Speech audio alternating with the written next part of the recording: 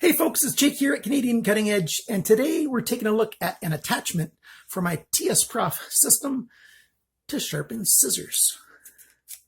It's actually very simple and very economical, and I think it's a cool way to not only get your own scissors sharp, but you can make a little bit of money doing this very easily. Stick around.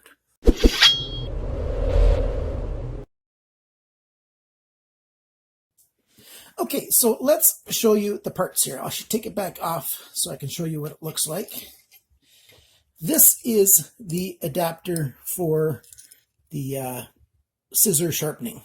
So the base for it to go on the beam here, and then the clamp for it is very, very simple. Really cool idea. I'm putting it on the right-hand side because I like to put the scissor going that way. So I'm just going to mount this on here, tighten it up snug. Now, I'll have to go get that in a minute. It's easiest if you have scissors like these. So these are scissors that come apart, but that's not always all that common. So I'm going to show you how to put it together. Use it with regular scissors like this. This one, see, there's nothing there. There's no screw head there. I can't take these apart. Now, normally, if I've got a knife, it's going to sit on clamps at this kind of angle. But the scissor is going to sit, see, I'm grinding, across the blade this way, but a scissor is a knife on this kind of edge. So we're going to do it that way. So I put this in the clamp like this. Now, what I want to make sure I do is, I'm going to open this up just a bit more.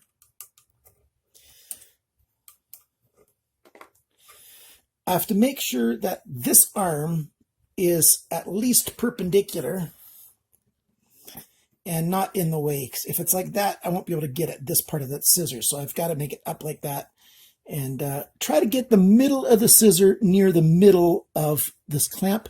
That way it's just better centered, and the better you center something, the better it's going to work for you. So I just tighten up this clamp, and now it's firmly in place. I'll turn it back this way, and so that hopefully you can see what's going on here.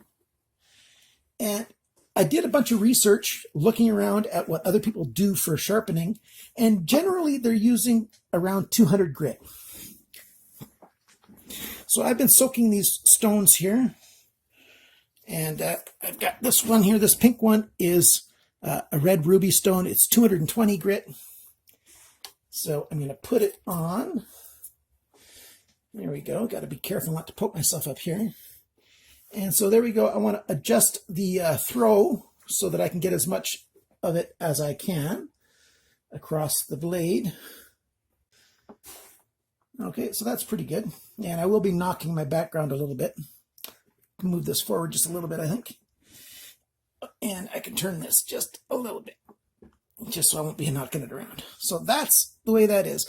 But how do I get this level to make sure that I'm grinding even?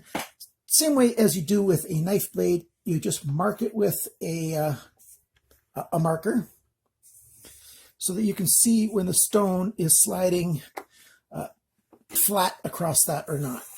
And right now, it's much too low because I'm just grinding on the far edge there. So let me lift this up and try it again. And it's still too much in that direction. Do it again. Okay, there. Now I'm rubbing flat across the entire surface of the scissor. So your scissor has a flat, this is the sharp edge here. And it's flat. It's not super wide, but it's got a flat side and two flat sides come against each other, and they're sharp on the corner. So hopefully you understand that. So I've got a flat spot along this edge that I'm shaving the bevel off of right there. Now, I'm sure you all know this, but maybe there's a person that might be helped by this demonstration. I'm going to try to show how scissors work. Imagine these are the blades. There are pivot points here, and the handles are down here, and the scissor goes like this. Now, so this is the long blade facing you, Now the blades have a flat edge and then a corner that meets with a corner, and those corners shear past each other to cut. So when I'm sharpening, I've got to sharpen this entire flat surface, so I'm taking off steel across this entire surface, and this corner here is what's getting sharp. And I do the same thing for that side. I take off the steel from here, making this corner sharp, and then that way when they come together, they cut very well. Now, if this corner is rounded and dull, then things tend to get between them and it just sort of pushes the blades apart, and whatever is there just sort of falls between, and then the scissors, the two knives, don't cut. So you need scissors that stay close together, and you need sharp corners so that they will slice whatever material is that you're cutting.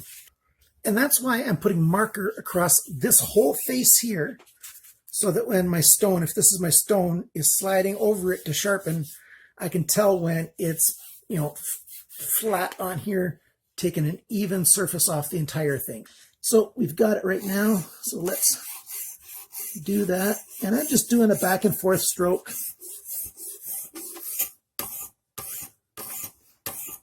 All of the Sharpie has been removed.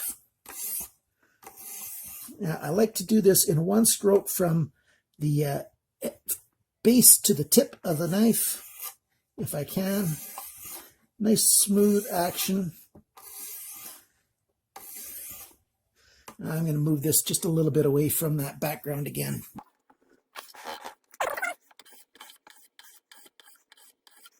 And then just do a little bit back and forth.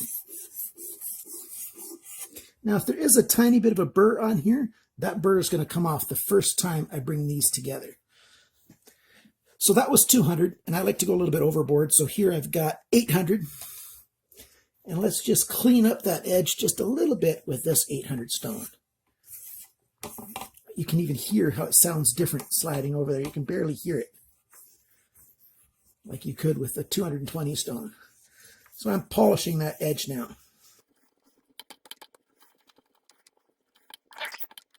Okay, so there we go. Take this stone off. Free this up. And now I have to do this side, and I don't have to change where this is sitting because turning it over, it sits exactly the same way again. Now, I didn't show you how badly these cut beforehand. I didn't do that. I'll do that on another set, and I'll just show you the before and after on that other set. I won't show you sharpening that other set. I'll just show you the end result.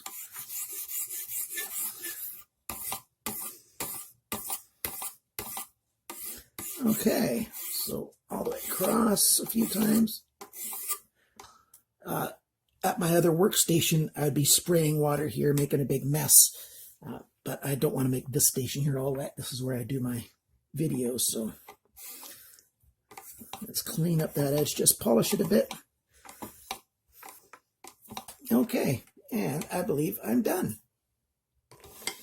And that's all that it takes to sharpen these. You don't have to strop them. It's just not necessary. Some other weird tech about knives that I want to share with you that you might not have known. Let's move this out of the way here. Often, a knife blade is curved. What I mean is the tip of it is further this way than the base where it's screwed on. I don't know if you ever noticed that before. When you're closing some knives, the closer you get to the tip, the harder they rub together. And that's because they've got that little bit of a curve, and that helps keep them sharp. There's an old saying that iron sharpens iron. Well, so you've got the steel sharpening the steel because they keep rubbing next to each other as they go. And that's why scissors tend to stay pretty sharp unless you're cutting something super abrasive.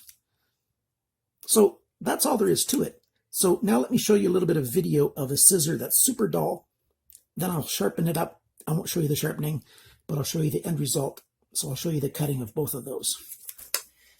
Okay, so I've got this scissor here. Now, paper, it can usually cut.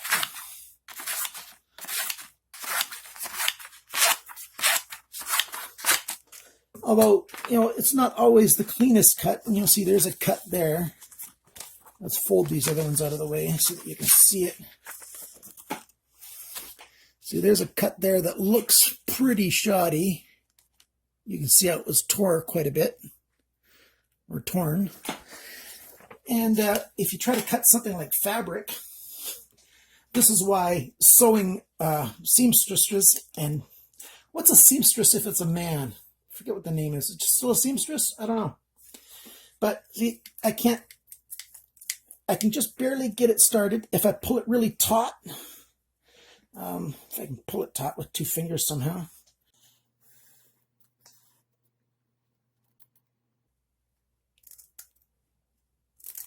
There you go. If I can pull it taut, I can get it to cut just a little bit. But generally, you just put the scissor in here and you can't cut with it. It just isn't going to work. It just folds over. You can go a number of times, and now I got it to go just a little ways. So now let's sharpen this the same way I did the other one, and then I'll show you how easily it cuts after that. Now, I'm just assuming it's going to work great. I know that this is very cheap steel. This is a super economical scissor.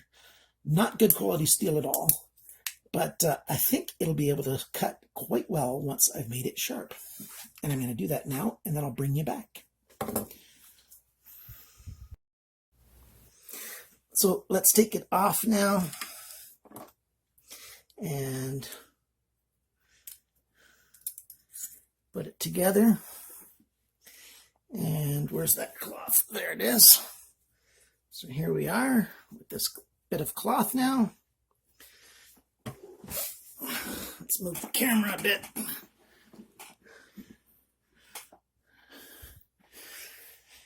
There we go. And let's see how well it cuts. Very first stroke, just cut it, no problem. That doubled up on that one try, but it's there. I think I went too far back on the other one. Notice you've got this cutout right here. So that's why that one didn't work. I pushed it in too far and it wanted to fold over because it started in that notch right there. As long as I start ahead of that, it cuts just fine. So that's starting on a hard edge. Let's start on a frayed edge and see if we can still do it without holding anything tight. Just cuts just fine. And of course, it'll cut paper just fine as well.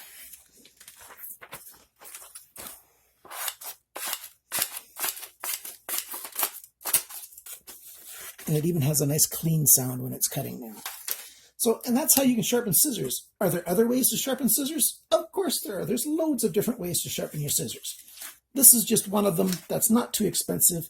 You can go and you can find this kit.